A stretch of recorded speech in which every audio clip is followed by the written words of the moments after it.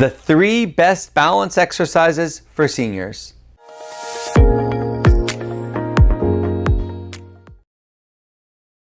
Hi, my name is Doug. I've been a physical therapist for 30 years, and I specialize in helping people with balance problems learn to walk again. In this video, I'm going to show you the 3 best balance exercises that anyone over 60 should do on a daily basis to improve their balance and reduce their chance of falling. Okay, we're going to do heel to toe walking. So to do that, you want to grab your chair and you want to bring your foot in front of your other foot, touching your heel to your toe, and take 1, 2, and if you can, 3 steps. Turn around facing the chair, and then 1, 2, 3 steps back. I have a kind of a bar here, so I'm not going to take a full step, but if you can, try to take 3 full steps. 2, 3, and every time you do it, you want to turn towards the chair just to be safe. The goal is to do this, 1 foot in front of the other, but you might have to hold on. But if you can completely let go, it's a really good balance challenge. So this does a couple things. One is, it kind of forces you to think about where your feet are in space. And that's called proprioception, that sense. And that's something that's lost a lot of times as we get older because we stop practicing sports and stop practicing balance activities. And that skill of knowing where your feet are in space can get worse. But it can also improve. So if you do an exercise like this where you're kind of hitting a target, in this case your heel to your toe, that actually can improve your awareness of where your feet are, and that makes balance and coordination better. I think I'm going to let go a little bit. Now if you want to sit down and rest, please do. You don't have to do all 2 minutes of exercise. Rest as often as you want. I'm going to keep trying to demonstrate it. My knees are a little bit bent while I'm doing this. I don't want to be stiff-legged when I do it because that's going to make it feel a lot harder. It's just a lot harder to balance when your knees are stiff. We're just about done here. Just a couple more. I'm going to come over here. And we are finished. Now we're going to practice stepping over something. I'm going to use this rolled up towel. I'm going to put it in front of me, leaving room for my feet to go. I can grab onto the chair and I can step right leg and then left leg and then right leg back and left leg. Then I can go left first and then left back. Now, the goal is to do this without holding on, but it's perfectly fine to hold on with one hand. You can do 2 hands. I'm holding my microphone cord, but you can grab the chair with both hands. So this is first and foremost a really good balance challenge. A lot of people that are having trouble with their balance, they wouldn't dream of stepping over something.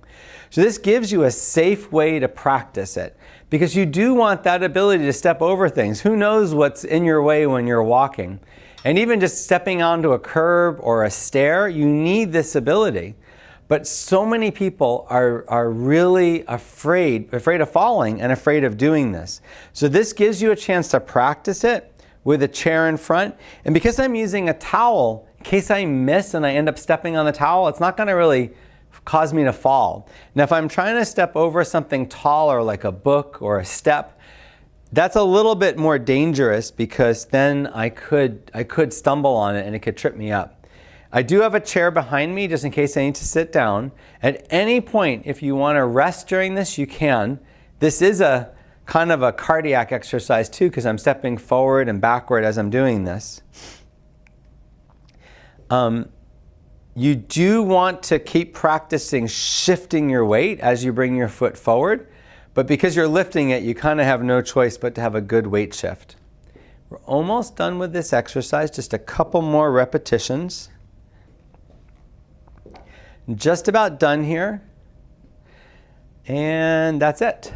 Okay, we're going to do backward stepping. So you're going to grab the chair, face in one direction, and you're going to take 1, 2, 3 steps, then turn towards the chair and do 1, 2, 3 steps back. Now, the goal is to do this without holding on. So you want to try to get to the point where you won't hold on at all. You got the chair right there just in case. You can touch the chair when you turn around, but your goal is to do this without holding on at all. Now, if you watch my feet, I'm really lifting my foot up off the ground and putting it behind me. I'm not shuffling. If you're shuffling right now, I think you should grab the chair and help yourself really take some good steps.